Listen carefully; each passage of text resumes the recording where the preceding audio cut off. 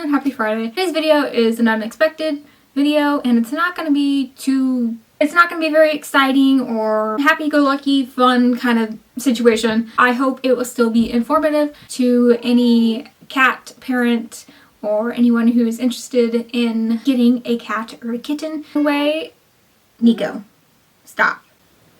Man, this is Nico. He looks like a palace kitty. Anyways, this video is not about you. I don't think Tiki Cat's wet food is necessarily bad or anything like that. I have no complaints about their wet food.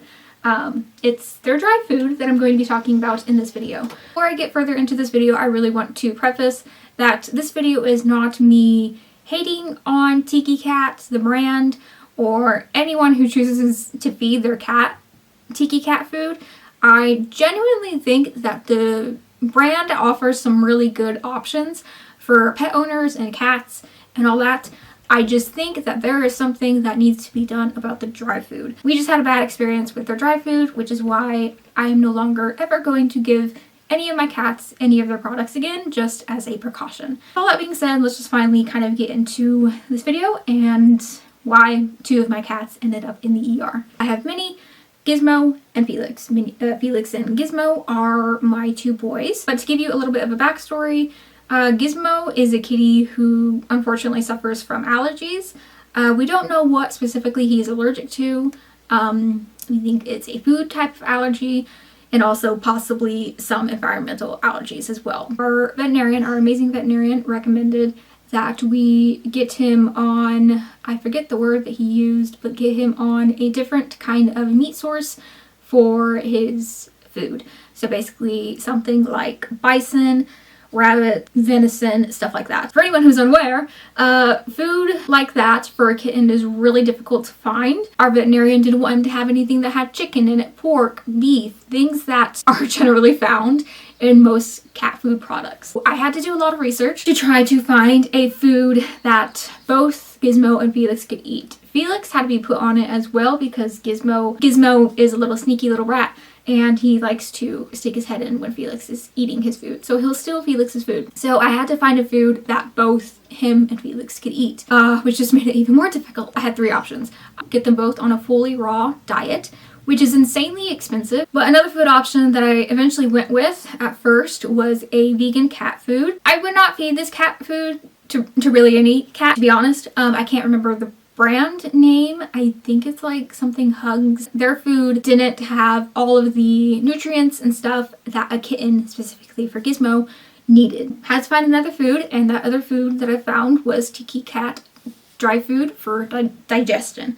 I put them on this food, I think for a month, I want to say. And at first, they seemed to do really well on this food. They both loved the flavor. They went nuts for this food. Really excited that I found something for both of them because it was a food that was for all ages, made me feel good feeding my cats that. Woke up one morning and I noticed Felix was very much not himself, crying in pain, and he kept walking backwards, could not urinate, and whenever he would try to urinate, he would be there for a really long time, and then he would try to go to another cat box and try again. A blockage in a cat's urethra can be very fatal in a very short time. But we took him to the vet, and it was incredibly scary because I was not aware that they would do this, but I guess whenever you go into our emergency vet, at least, when you say that my cat is not urinating, literally just take him right out of your hands and start asking you emergency questions. And I was like, Mom, I can't. It's like, I thought Felix was going to die. Thankfully, he did not have a full blockage, which is really great. That means we caught it like right on time. But he did have to be quarantined in my bathroom for 3 days. He did have to be put on medication for a week. And we just thought, I unfortunately just got unlucky with one of my male cats, and now one of my male cats is going to have urinary problems, which I knew was something that could happen when I got male cats. So Felix also got put on a urinary diet and everything like that, and so no other food for him, and he was taken off the Tiki Cat dry food. 2.5 weeks later, I noticed similar signs with Gizmo that had happened to Felix. I thought he was just constipated because at one point I was, pretty much following him to see if he would be able to urinate, and then I noticed that he had pooped, and so I thought, oh, he was just like really insanely constipated. because he ended up getting poop out. So I thought that's what he had been trying to do, was just to get some poop out. So I ended up giving him some milk to try to see if that would, you know, soften his stools and stuff like that. And then I went to work. Long story short, my mom had to take him to the ER, and then not even an hour of her being there, she calls me and I find out that he has a full blockage and he has crystals, the whole 9 yards. There is no way that this is a coincidence. This has pretty much happened back to back with both of my boys. I had the dilemma of pretty much trying to decide how in the world I'm going to pay for his care, because he needed to be put in ICU. Putting a cat in ICU or really getting any emergency care is insanely expensive. And the lower end range that they gave me was around $3,500, and then the higher end was closer to $8,000. I did not have enough for either. Hello, this is Gizmo. You can't see him, and this is Gizmo. This is the star. He is A-okay-ish. I'll get into that later. I could either put him in ICU and somehow come up with enough money, or I could bring him home with let him go with some medication and hope he somehow makes it through.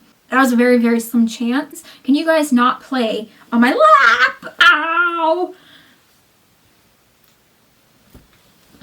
Okay. The only way that I was able to pay for his expenses for the ICU was, they're just being kittens, but my goodness, was with the help of my mom. I had to use all of my savings to pay for Gizmo, which I'm not complaining. I would do as much as I can to save my cats and pay for their needs.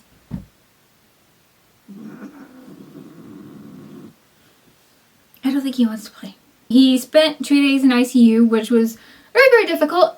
He is an ex-feral cat, and he is very attached to me. Pretty much when you leave him alone with strangers, he automatically just thinks, you have abandoned me. He was quarantined in my bathroom for 3 days so we could monitor his urinating. We put on a urinary diet. He was given 3 medications that he's still on. Both my boys still aren't 100% themselves. I feel like some people are gonna be like, well, you don't really know that it's the Tiki Cat dry food. And sure, I don't 100% positively know. However, the ER vet did think, because both of them had the same thing happen to them back to back pretty much, that it was Tiki Cat dry food. It got switched at the same time. They both had their symptoms relatively close together. There is a whole Reddit post of a lady who went through pretty much the same thing as Gizmo and Felix. Her male cat developed crystals and has to now be put on a urinary diet. It's really unfortunate that for some reason that this happens. I don't know, obviously, why this happens to some of the male cats who are put on this dry food. I'm aware that Tiki Cat is a very popular brand.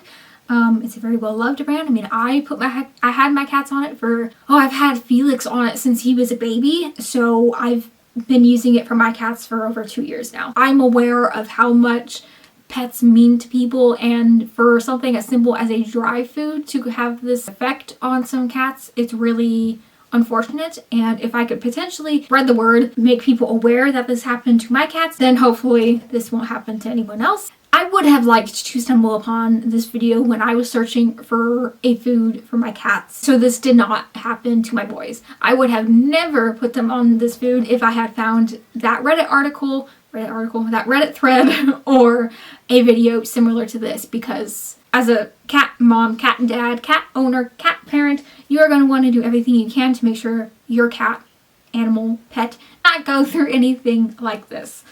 And also, you don't want to go through it yourself. I mean, I almost had to say goodbye to Gizmo, who I've only had for a few months. Despite this not being the most fun video or happy video, I do hope you guys enjoyed this video, and hopefully it was informative. I hope you guys have a wonderful day, and I will see you next Friday.